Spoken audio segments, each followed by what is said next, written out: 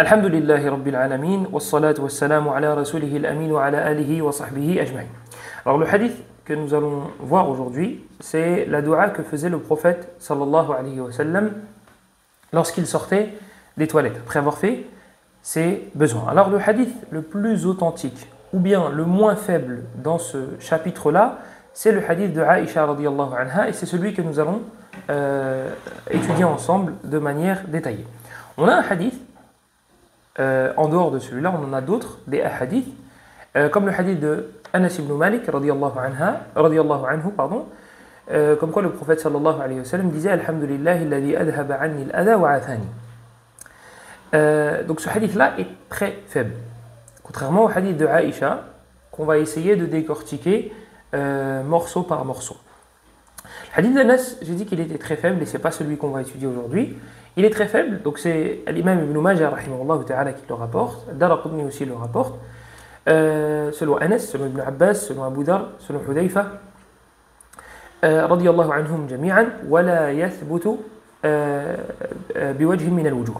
Et il n'y a aucune chaîne de transmission authentique ou qui se rapproche de l'authenticité, hein, Hassan. Donc ce hadith-là est très faible. Hadith de Al-Hassan wa Qatada an Anas. Al-Hassan lam yasma' min Anas wa Qatada mudallis. والعلة التي هي أكبر من هذه هي في إسماعيل ابن جعفر ابن مسلم. Donc je disais que Al-Hassan et Qatada sont les deux qui rapportent d'Anas dans ce hadith-là. Et Al-Hassan al-Basri n'a pas entendu Anas ibn Malik radiyallahu anhu. Et Qatada, c'est un mudallis. C'est quelqu'un qui, on va dire ça brièvement, comme ça, il jouait sur les mots. Et on a dit qu'on allait étudier ensemble, Inch'Allah, le tadlis. Et Al-Hassan aussi, Al-Hassan al-Basri, d'ailleurs, aussi fait partie des rapporteurs qui font du tadlis.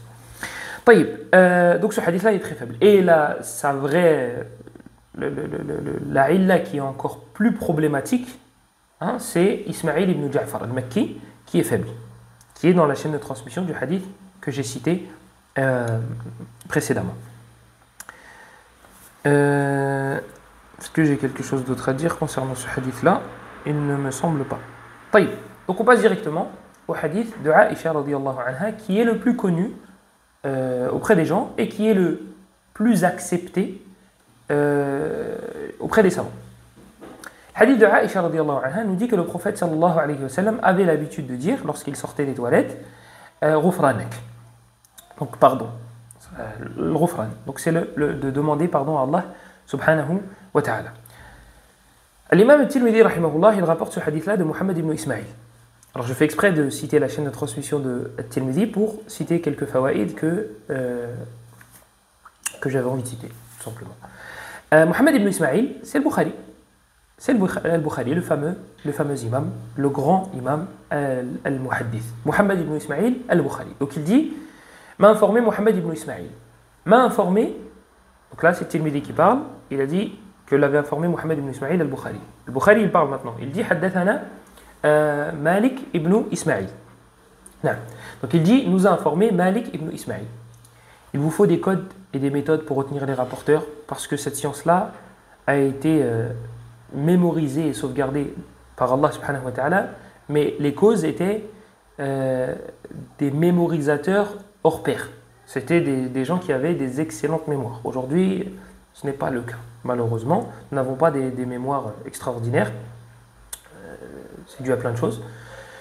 Donc il nous faut des moyens mémotechniques pour retenir. Là, le Bukhari, rahimahullah, il te dit haddathana Malik ibn Ismaïl. On remarque que Ibn Ismaïl, c'est comme son nom à lui.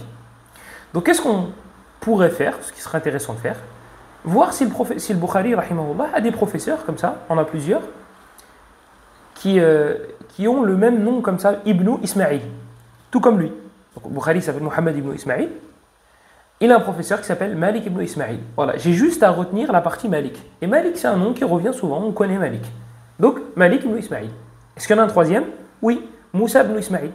Bukhari rapporte de Moussa ibn Ismaïl dans le début de son Sahih, et peut-être dans d'autres endroits, mais en tout cas, moi, c'est ce qui m'est revenu lorsque j'ai lu Malik ibn Ismaïl. Donc c'est des moyens comme ça, mémotechniques, pour retenir. An Israël. Alors Israël ibn Yunus ibn Abi Ishaq. Donc c'est Israël qui rapporte souvent de son grand-père.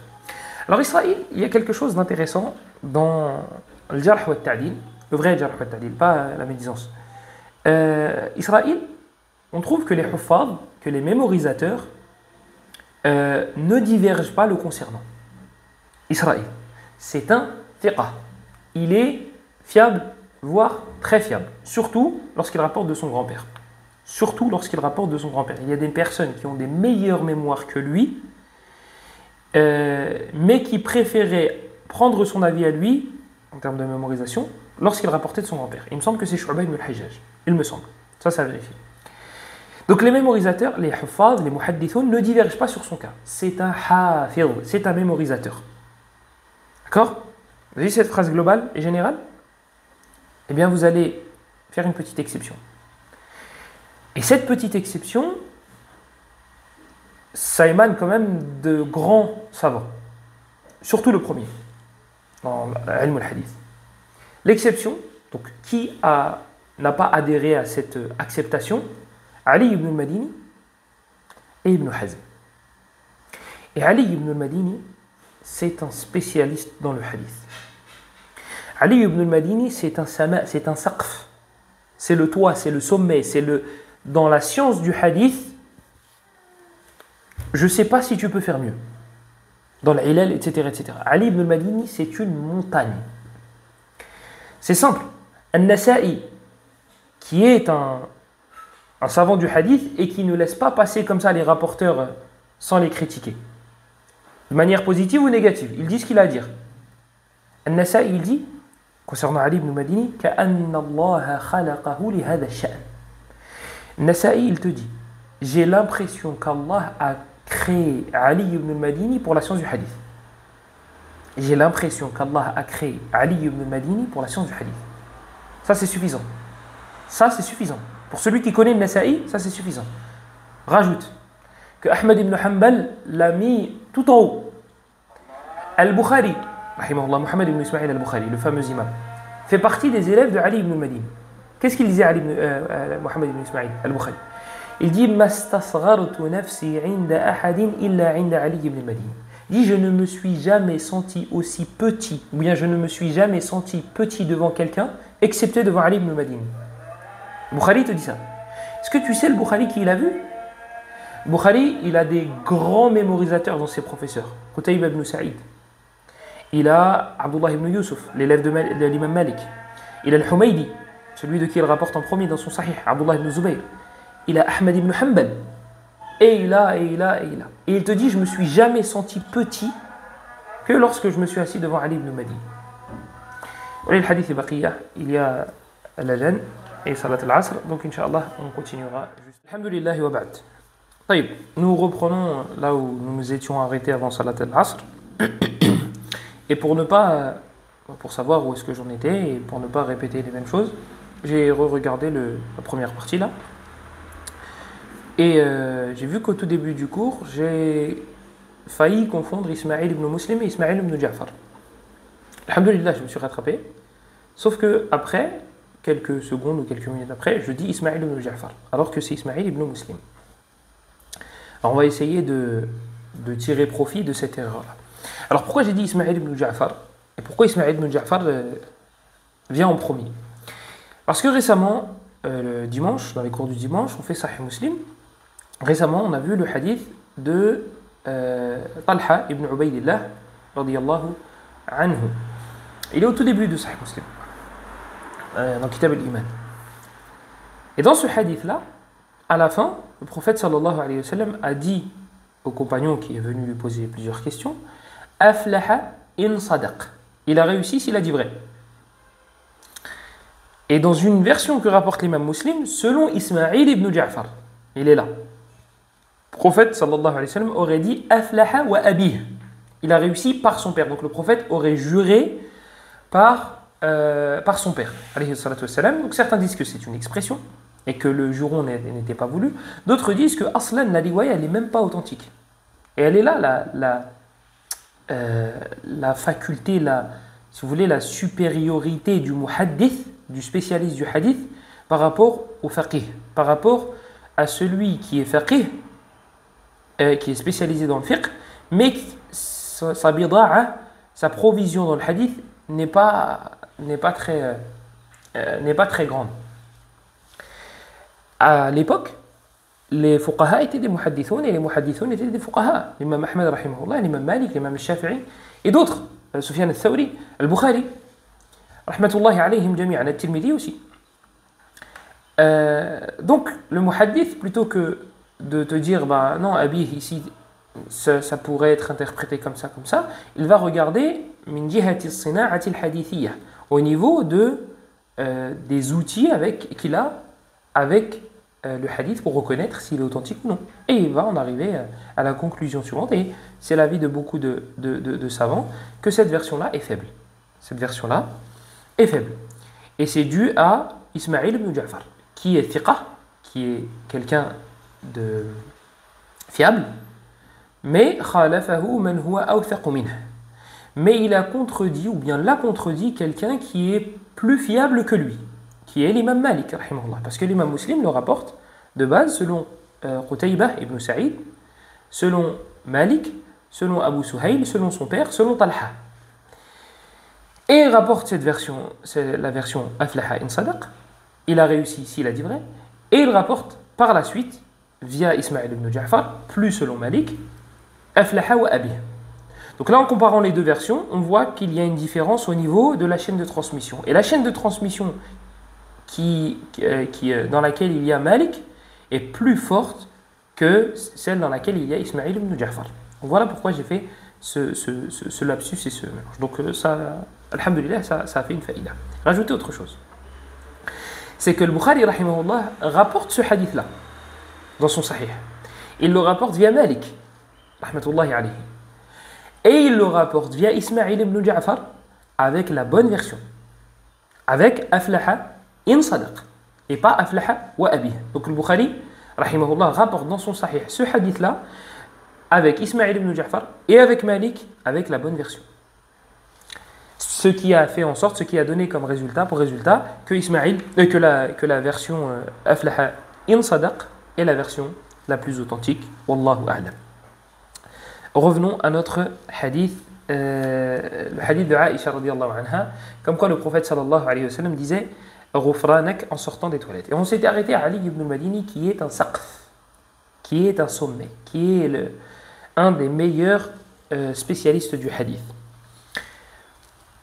Pourquoi on a fait les éloges ou bien on a cité les éloges des savants concernant Ali ibn al-Madini, rahimahullahu ta'ala? Parce que Ali ibn al-Madini, lui, fait partie des savants, de cette minorité de savants qui a critiqué Israël, qui l'a rendu faible. On a dit Ibn Hazm et Ali ibn al-Madini.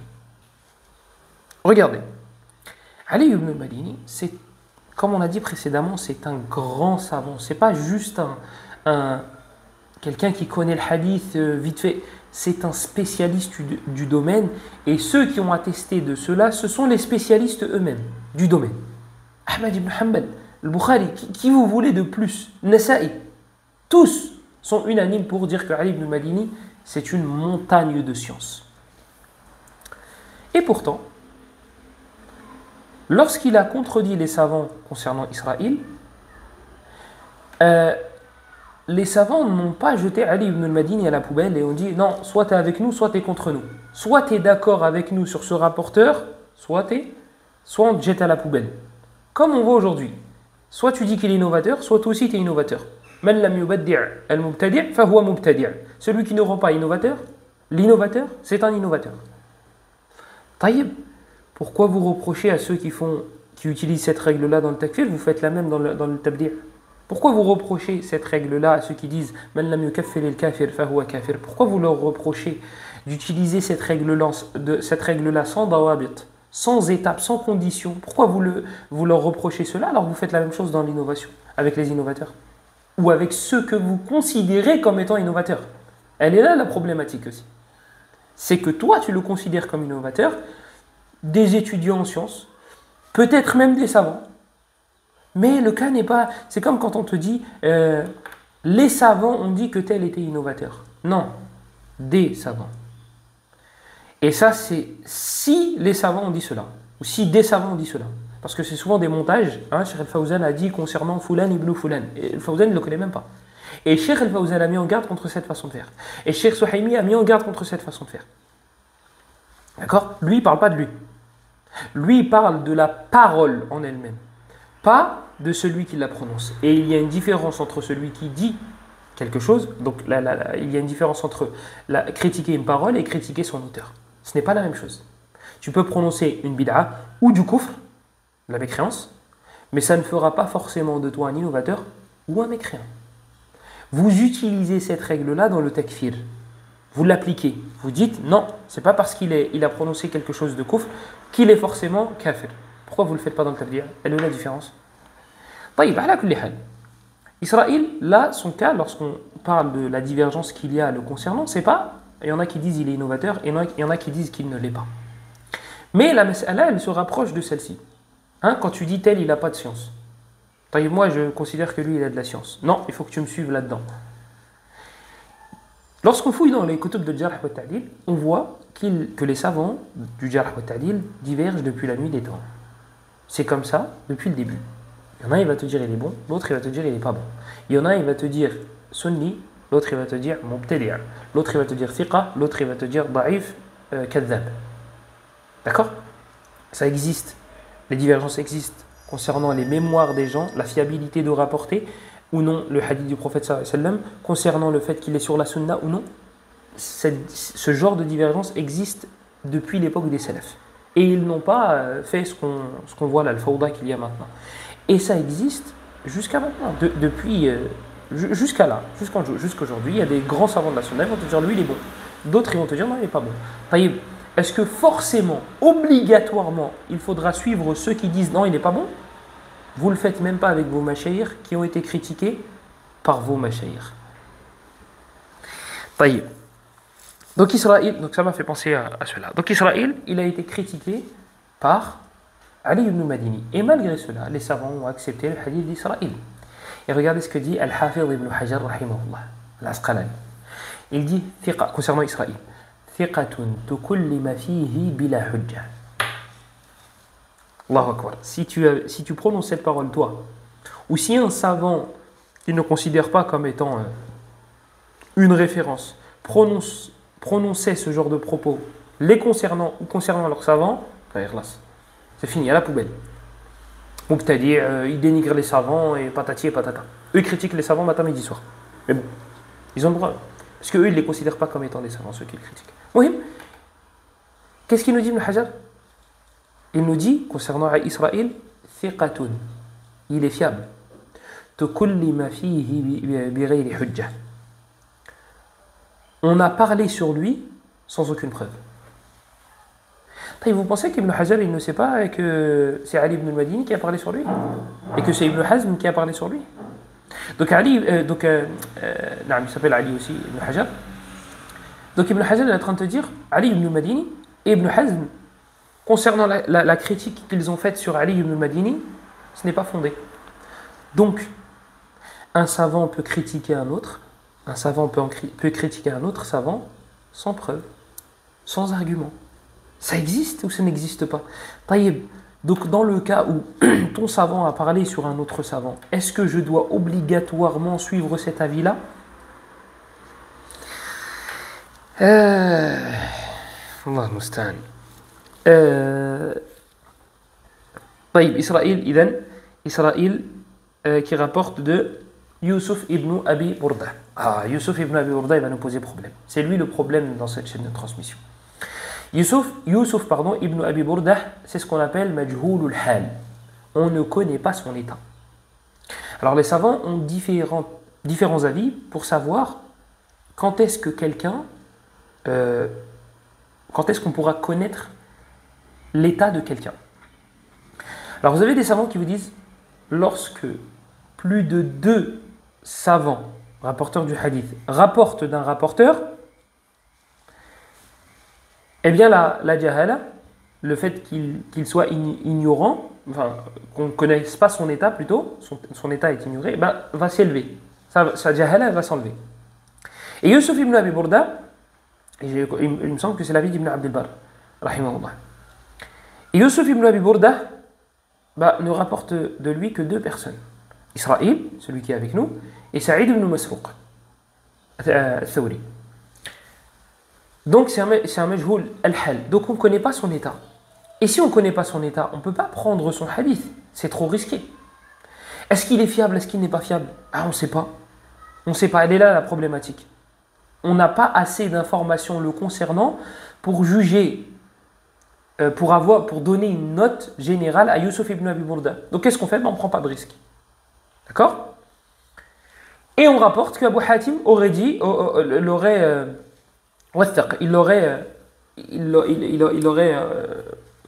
comment dire, rendu fiable. Ou qu'Abu Hatim aurait dit ce hadith-là est authentique. Sauf qu'en fouillant bien, Abu Hatim rahimahullah n'a pas dit cela. D'où l'importance de revenir aux sources. Parce que celui qui a cité ça, c'est le Hafiz ibn Hajar rahimahullah. Donc toi, quand tu reviens aux sources, tu vois qu'Abu Hatim n'a pas dit ça. Abu Hatim al-Razi. Abu Hatim al-Razi, mais s'il parle d'Ibn Hibban, là c'est autre chose. Mais Ibn Hibban, il y a des choses à dire concernant son tasihih et son tasihih surtout. J'allais dire son tadaif, surtout son tasihih. Concernant les majhoulines. Donc Abu Hatim rahimahullah, si il avait dit que ce rapporteur-là était fiable, khalas. Abu Hatim, c'est Abu Hatim. Mais ce qui n'est pas le cas. Abu Hatim rahimahullah, qu'est-ce qu'il a dit? Huwa asahhu ma fil bab. Il a dit c'est la chose, si on traduit littéralement, la plus authentique qui est venue dans le chapitre. Sauf que cette ibara, cette expression-là chez les savants, ne veut pas dire que le hadith est authentique. Voilà pourquoi au début du cours, j'ai dit, soit on pourra décrire ce hadith-là comme étant le plus authentique dans ce chapitre, ou bien le moins faible. Et c'est la deuxième interprétation, c'est la deuxième traduction, si vous voulez, qui est parfois prise en compte lorsqu'un savant dit « Hada asahhu ma ja'a fil bab ». Ceci est ce qu'il y a de plus authentique dans ce chapitre-là. Ça peut vouloir dire « fi'lan », comme tu viens d'entendre, c'est le plus authentique. Et ça peut vouloir dire le moins faible. De Hafiz ibn Ahmad al-Hakami rahimahullah dans le al-Maknoun. وقولهم أصح شيء فيه أو أحسنه ليس ثبوته عنو بل زعموا أشبه شيء وأشف وأنه أقل ضعفا وأخف. C'est هذا. الحمد لله. Donc il explique ce que je viens de dire.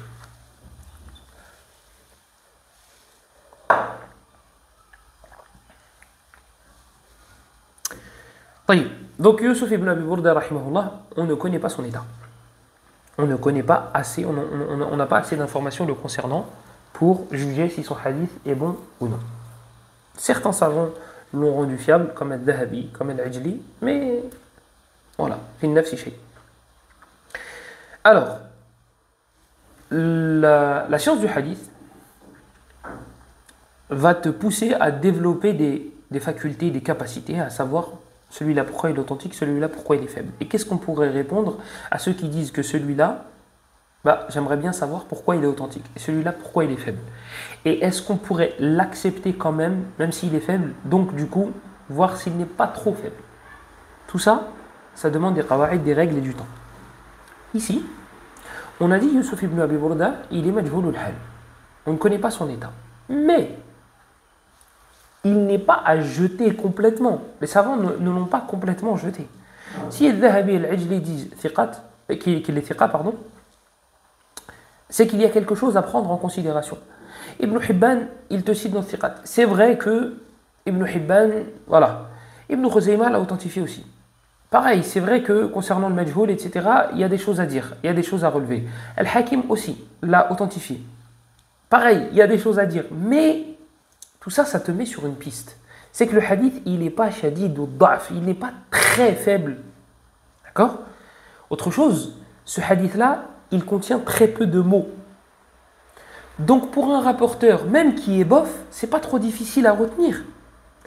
Autre chose, ce hadith-là, c'est min bab ad-du'a c'est une invocation. Ghufranak. D'accord? Wa babu du'a babun wasi'. Et c'est une porte qui est assez vaste.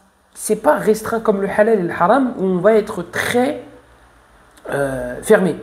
On ne pourra pas accepter n'importe quelle information ou de n'importe qui, comme l'a dit Sufyan al-Thawri, comme le rapporte At-Tirmidhi dans l'Ilal. Et il a tout un chapitre là-dessus, At-Tirmidhi, concernant les hadiths dans lesquels on peut se lâcher un petit peu. On ne sera pas aussi sévère, ou aussi ferme. Rajoute autre chose. Yusuf ibn Abi Burda, il rapporte de qui? Son père. Ça aussi, c'est un indicateur qui nous met sur la piste que ça va en vrai. Même si Yusuf ibn Abi Burda, c'est pas une étoile, donc là, jusque-là, on n'en sait rien, puisqu'on ne le connaît pas.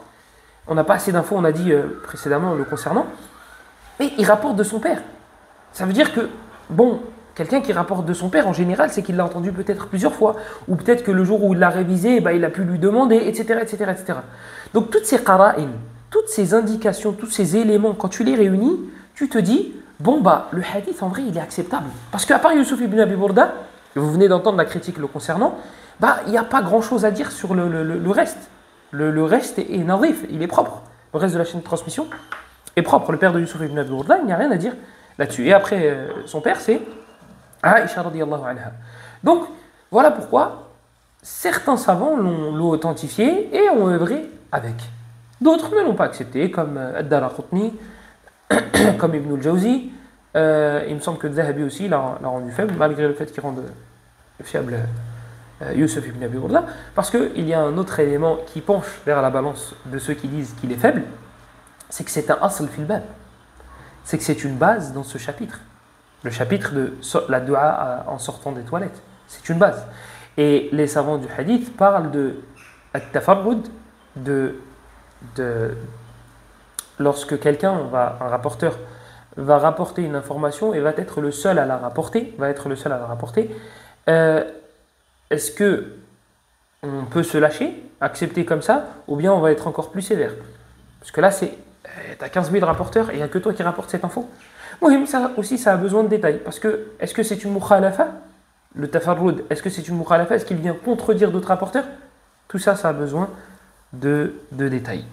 Et j'ai reçu plusieurs questions concernant la science du hadith. Et malheureusement, il est très difficile de répondre lorsque la personne en face n'a pas déjà étudié au préalable certaines règles. Donc, voilà. Et je me souviens encore de la parole d'un de mes professeurs qui se plaignait lorsque quelqu'un venait lui poser des questions. Il me disait, lorsqu'un débutant me pose une question dans un sujet, il dit, je n'aime pas lui répondre. Donc je lui dis Allahu A'lam dans la plupart des cas. Pourquoi? Parce que le débutant, en fait, toi, quand tu vas parler, il va y avoir des sous-entendus. Parce que toi, les choses que tu vas laisser mubhama, sans explication, pour toi, elles sont claires et évidentes. Pour toi, le gars qui est en face, il le sait déjà, c'est normal. Sauf que quand tu as un débutant en face de toi, non, il ne le sait pas. Donc tu vas laisser des sous-entendus comme ça, et lui, il risque de mal les interpréter. Ou pire encore, mieux, il va aller voir quelqu'un d'autre, et il va dire l'autre, il a dit ça, il a dit ça, il a dit ça. Voilà la problématique. Donc, هذا من باب الدعاء, ça fait partie des invocations. Et les invocations, le bab wasi' كما قال أبو زرعة النووي رحمه الله l'a mis dans l'adhkar. Lui, il a mis les deux. Il en a mis deux ou trois d'ailleurs. Il a mis Ghufranak, il a mis Alhamdulillah, il a dit أذهب عني الأذى, le hadith d'Anas, et il en a mis, je crois, en troisième, dans l'adhkar. على كل حال, النووي رحمه الله aussi, dans la science du hadith, les savants ont des propos le concernant. C'est pas tout qui est à jeter, c'est pas tout qui est à prendre, c'est pas la même valeur, on va dire, que les Abu Hatim, les Abu Zur'a, les Nasa'i, les Abu Daoud, etc. etc. والله أعلم وصلى الله وسلم وبارك على نبينا محمد وعلى آله وصحبه أجمعين والحمد لله رب العالمين.